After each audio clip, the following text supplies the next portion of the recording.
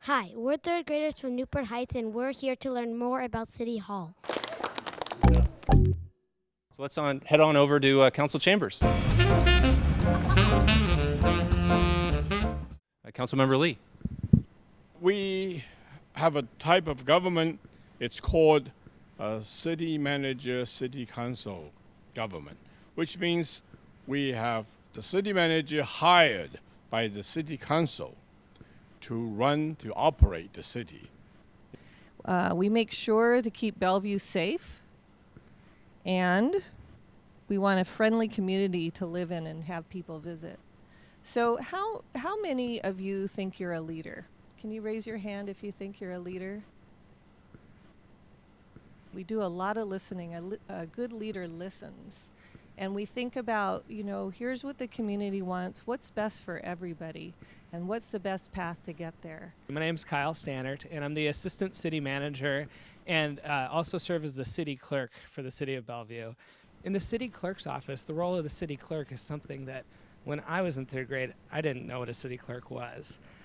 But what it really comes down to is the city clerk helps look at all the different rules that a city has to follow and help people follow those rules.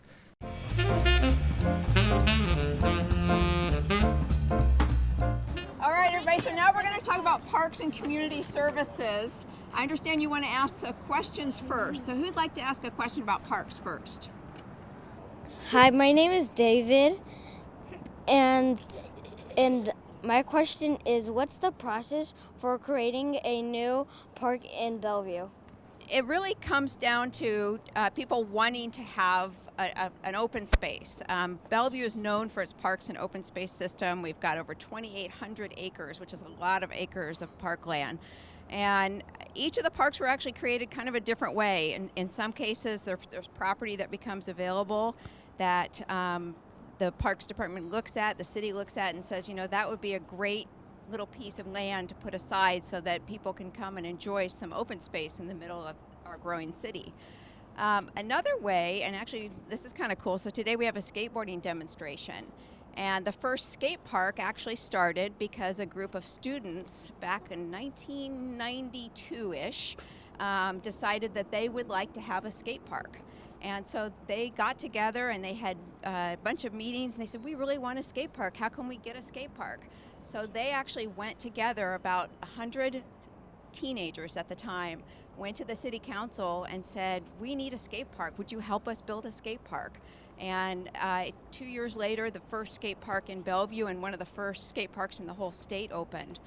Okay, you did great.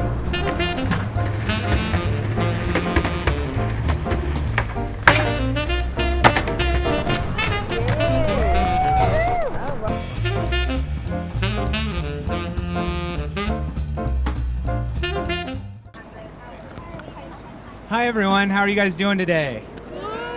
My name is Lieutenant Ryan Armstrong. I am the Public Information Officer for the Bellevue Fire Department.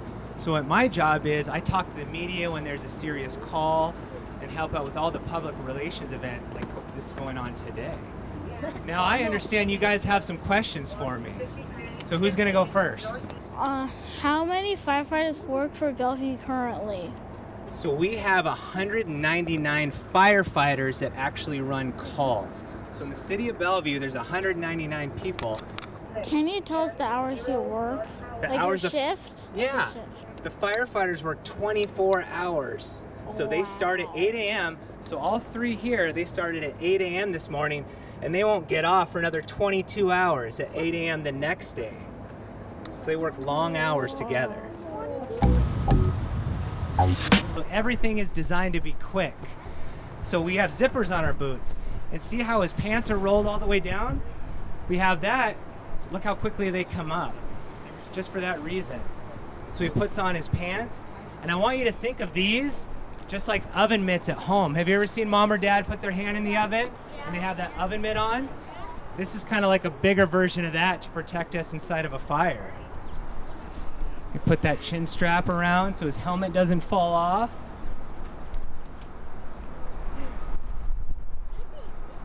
Gonna put his gloves on, obviously, to protect his hands.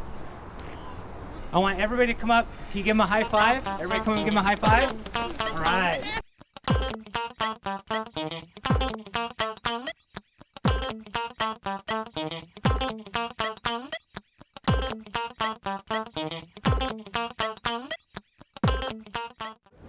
Welcome Newport Heights, third graders. Hi. So my name's Michael. I work for Bellevue Utilities, and I just want to welcome you here. And I heard that you guys have some questions. How do you keep the drinking water safe? How often do you test the water? Do you put anything in the drinking water to keep it safe? Well, Bellevue has, and I have it written down here, 25 water tanks, and those hold 40 million gallons, and that water's for everyone in Bellevue to drink. And we have some fences around it and cameras, and that kind of helps protect it. But then if you're also talking about protecting its like quality so it's safe to drink, we buy our water from Seattle, and they add a couple things to the water. One thing they add is chlorine, and that helps keep the different bugs and different germs out of the water. And they also add fluoride.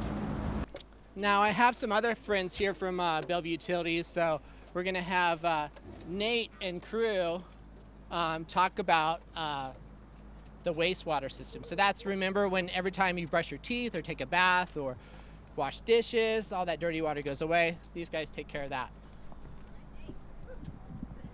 Any questions for me at this point that you guys have? No. Okay, so what we're going to show you is our CCTV unit.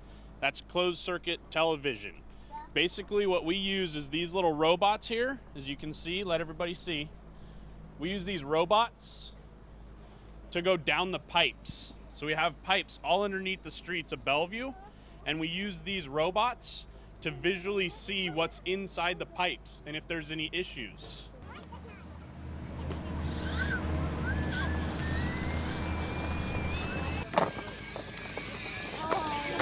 Oh yeah. Now we have another friend from Bellevue Utilities. This is Lori. She's going to talk about storm drains and like all the things. Storm drains in Bellevue, they all lead to different bodies of water like creeks and lakes, and she's going to tell you about how you need to be careful about what goes down storm drains. Lori. Awesome. Come over here around this drain. Join me on the corner here. So, is this your drinking water? No. Yes. No. Is this a sewer where our toilet water and our tooth water and our dishwater goes? No. When you see, can everybody take one big step back? Big step back. When you see an open drain like this, it is a storm drain. The storm system is completely separate from our drinking water and our sewer. All of these drains in the city, all of these drains go directly to our streams, lakes, and wetlands without any treatment. Here, check this out. No soap. No soap should ever go down this drain. Would you drink it? No. Would you swim in it? No. The salmon don't want to either. What about when you're washing your car? Yeah, so either park it on the lawn or gravel where the soap can go into the soil, or go through a commercial car wash.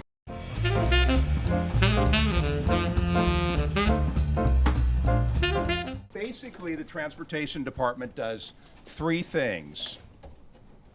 We do planning, we do building, and we do operating. So when we have big projects, and if you have big projects, if you're building a house, or you're building a garage, or you're building a dollhouse, or you're building a tree house, you got to do a little work in advance. You got to do a little planning. You don't just get the tools out and start banging away, right? We got to plan. So the transportation department's the same way. So then we do building, right? We have engineers who design projects. They design sidewalks, streets, gutters, and all that good stuff. We have people called project managers. And most of the streets and sidewalk projects that you see, we hire a private company. They're called contractors to do the work. So our project managers and engineers work with those contractors to build stuff. And operating. So operating, once we've planned all these wonderful projects, and we've built all these great projects, we have to do what? We have to operate them, and we have to maintain them. So we have signs, We have signs, we have pavement markings, you know, the crosswalks that you see on the street, the stripes down the street. So this is the Traffic Management Center. And in it, we have a couple of things in here, a couple of really cool things. One of them is traffic cameras. This is on the city's website, you can see it. And it tells you actually, you see these red lines? And you see these green lines? Actually, it tells you how much traffic is there in the city. Red lines, that means there is a little bit of traffic, congestion. So the green, that means we don't. And if it is, turning yellow, that means, okay, it's getting a little bit busier. If it goes into black, that means, oh gosh, this is really terrible traffic. I should probably take a route somewhere else because it's not working in here.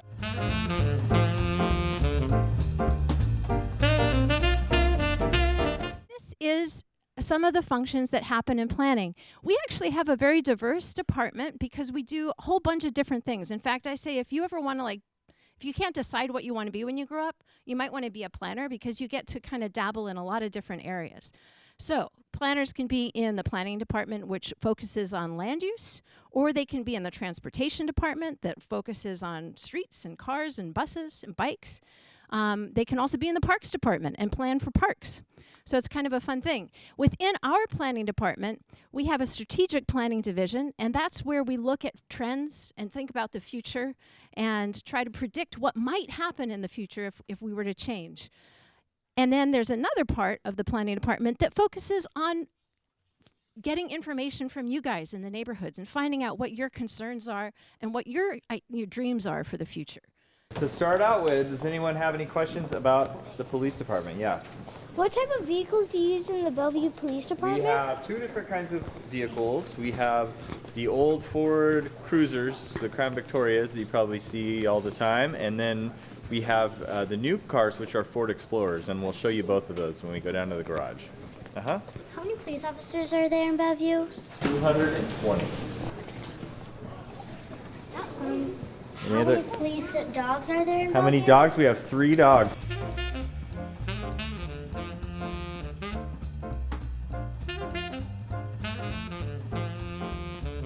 So this is the 911 center. This is where all of the 911 calls come in, anywhere on the east side.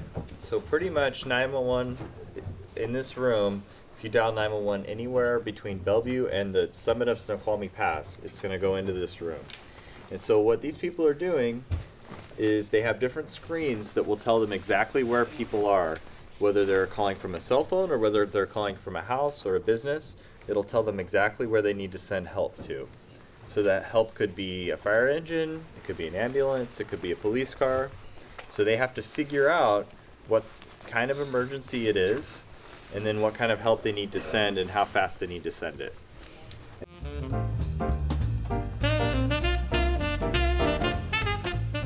So what we do in here is all the evidence that's collected from the police officers or collected from detectives, the evidence comes into this laboratory, and what I do is I try to look for evidence on what we call that evidence, which is like fingerprints and hairs and fibers and footprints and things like that. So that's what we do all day is in this laboratory.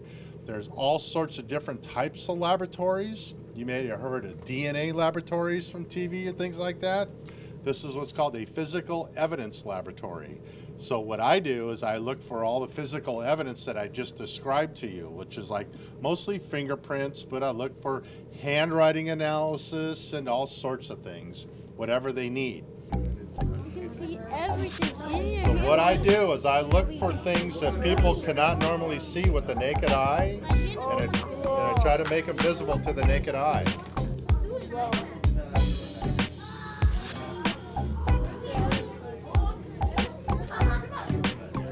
So these are some of the different things that we use. So this dummy here is what we use to practice using our tasers. Who knows what a taser is? Yes. A taser is where you electrocute someone. Yeah, it's electricity. And so what this is this apron that he's wearing, and you guys can feel it if you want, actually conducts electricity. So there's a metal piece in between the fabric here. So when an officer shoots this apron, they'll know if they have aimed properly. And so that helps the officer with their training, because there's certain places like someone's head that you don't want to hit. So we want to really train our officers to only aim in the area where it's going to cause the least amount of injuries to someone.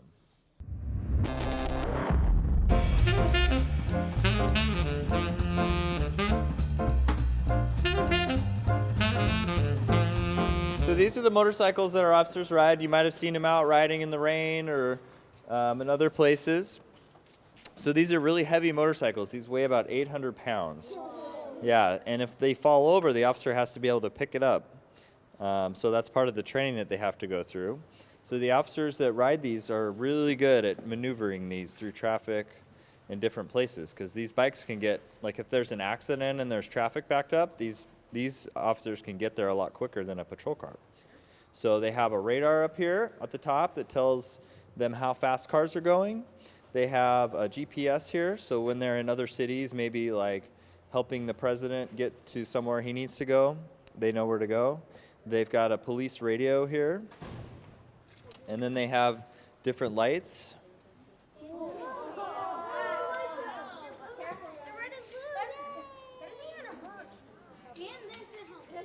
Yep, and they have to wear a helmet all the time, just like you guys have to wear a helmet when you're riding your bikes. Same concept. Any questions about the motorcycle?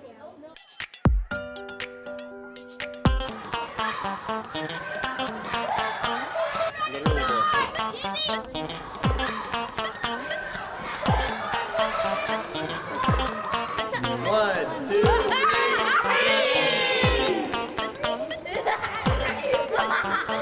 three.